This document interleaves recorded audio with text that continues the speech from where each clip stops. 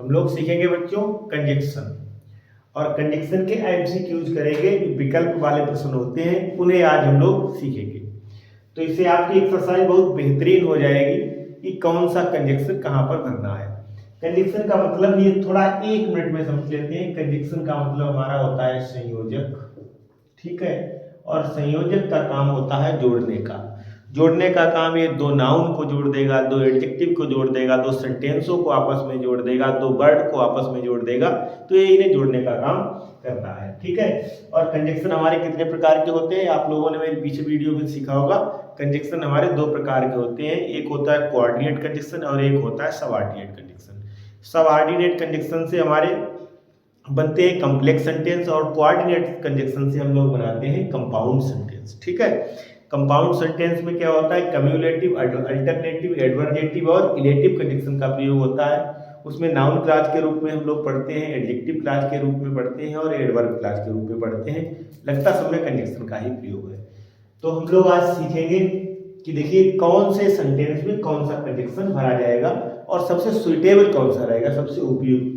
तो गांधी जी सेड, गांधी जी ने कहा, ठीक है। गांधी जी ने कहा डू डाई।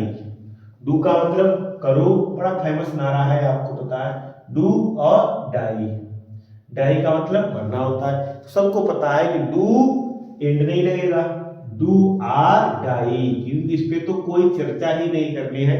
ये तो बिल्कुल जैसे बोलते हैं ना, क्या बोलेंगे, किसी के द्वारा कही गई बात, वो तो बिल्कुल उसमें कोई भी बदलाव नहीं कर सकते हैं। तो डू आर डाई हो जाएगा, इस पर कोई चर्चा नहीं। डू मतलब करो या मरो, ये हमारा इसमें कौन सा कंजक्शन है, ये हमारा जो है अल्टरनेटिव कंजक्शन है, वैकल्पिक कंजक्शन।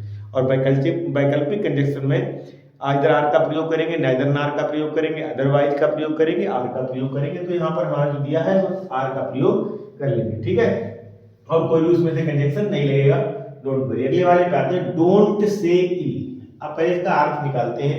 डू नॉट का मतलब मत, से का मतलब बोलो, इल का मतलब यहाँ पर लगेगा बुरा, बुरा मत बोलो। ही इज योर ब्रदर, वह आपका भाई है। ही इज योर ब्रदर, वह आपका भाई है। अब यहाँ पर हम लगा लगा करके देख लेंगे। डू नॉट, डोंट से इल, बुरा मत बोलो, और वह तुम्हारा भाई है, बिल्कुल नहीं। डू नॉट से इल, बुरा मत बोलो, अथवा वह तुम्हारा भाई है, बिल्कुल नहीं। डू नॉट से अदरवाइज, कोई भी नहीं। आए जैसा कि, जैसा कि, तो यहाँ पर क्या भरेंगे हम लोग, एज। जैसा कि ही इज योर ब्रदर, वह आपका भाई है। अगला देखते हैं, ही इज ब्रेव, वह बहादुर है।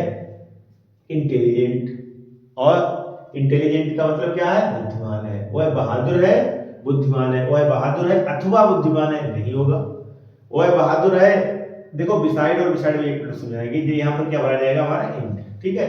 तो यहाँ पर समझिए बिसाइड्स का मतलब होता है, देखो इसमें दोनों, ये दोनों हमारी प्रीपोजिशन है, ठीक है। और दोनों प्रीपोजिशन में जरा सा एक शब्द का, इसमें शब्द नहीं, एक लेटर का यहाँ पर केवल एस का डिफरेंस है, बाकी कुछ नहीं है, दोनों सेम है। तो बिसाइड, बिसाइड का मतलब होता है पास, निकट, बगल, करीब, ऐसे शब्द लगाए जाते हैं। और इसका मतलब होता है के अतिरिक्त, ठीक है। उधर वाले का मतलब है के अतिरिक्त, इधर वाले का मतलब है पास, निकट, बगल, ठीक। तो यहाँ पर क्या होगा, एज होगा, ठीक। ही, एक बहुत सारे एग्जाम में है, हाई स्कूल है, इंटर है, आप कोई भी कंपटीशन एग्जाम देने जाएंगे तो वहां सभी में पूछा जाएगा। अच्छा टॉपिक है। ही इज पुअर, वह गरीब है। ऑनेस्ट, ईमानदार है, ठीक है। जब हम दो विरोधी कथनों को जोड़ते हैं, जब विरोधी कथनों को जोड़ने के लिए हम लोग कोऑर्डिनेट कंजक्शन पढ़ते हैं, तो उसमें एक हमारा है एडवर्जेटिव कंजक्शन। एडवर्जेटिव कंजक्शन का मतलब होता है विरोध सूचक संयोजक। तो विरोध सूचक वाले कथन हम लगाएंगे, क्योंकि वो यहाँ तो गरीब है, ठीक है। और गरीब व्यक्ति यहाँ पर बताया गया है ईमानदार है। तो गरीब होने पर भी ईमानदार है, तो सो नहीं लगेगा, एंड नहीं लगेगा, आर नहीं लगेगा, बट। कौन सा लगेगा, बट। तो हमारे यहाँ पर क्या हो जाएगा, he is poor but he is honest, ठीक है। समझते चलिए। अगला देखिए, ही वाज इल, वह बीमार था। और ही वेंट टू स्कूल, आप समझ सकते हैं कि वह बीमार था और स्कूल गया, और तो बिल्कुल नहीं लगेगा।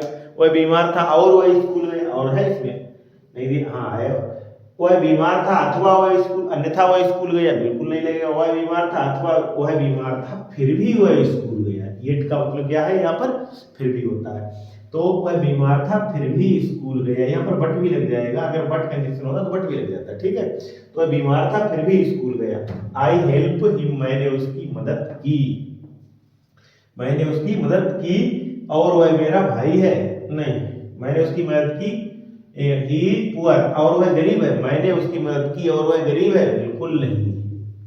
मैंने उसकी मदद की अथवा वह गरीब है, बिल्कुल नहीं। मैंने उसकी मदद की इसलिए वह गरीब है, बिल्कुल नहीं। मैंने उसकी मदद की क्योंकि वह है, विकास का मतलब क्योंकि, मैंने उसकी मदद की क्योंकि वह गरीब है। तो यहाँ पर क्या हो जाएगा, विकास, ठीक है।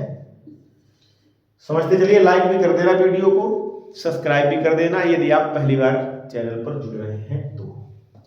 दिस इज द विलेज, अब हम लोग समझ रहे हैं coordinate condition, coordinate subordinate condition. Subordinate condition में दिस इज द विलेज, ये वही गांव है। दिस इज द विलेज, ये वही गांव है। आई वाज बोर्न, मैं पैदा हुआ था। तो मैंने आपको बताया कि समय के लिए हम वेयर कंजक्शन का प्रयोग करेंगे, स्थान के लिए हम लोग क्या करेंगे, वेयर का प्रयोग करेंगे, प्राणी के लिए हु का प्रयोग करेंगे, वस्तु के लिए विच या दैट का प्रयोग करेंगे, कारण के लिए भाई का प्रयोग करेंगे। तो यहाँ पर किसकी बात हो रही है, गांव। गांव क्या है, एक स्थान है, और स्थान के लिए हम लोग क्या लगा देंगे, वेयर, ठीक है। अब एक चीज और समझ लीजिए, आप पूछेंगे सर यहाँ वेयर तो एक क्वेश्चन वर्ड होता है, और क्वेश्चन वर्ड के बाद यहाँ पर बात जो है यहाँ पर आना चाहिए था, लेकिन नहीं, यहाँ पर क्वेश्चन वर्ड का प्रयोग नहीं हो रहा है। यहाँ पर वेयर शब्द एक कंजक्शन के रूप में यूज हो रहा है। तो यहाँ पर वेयर एक कंजक्शन का काम कर रहा है, दो वाक्यों को जोड़ने का, ना कि इंटरोगेटिव वर्ड नहीं है, ठीक। देखेंगे, no sooner had he entered the room, ज्यों ही उसने कमरे में प्रवेश किया, त्यों ही।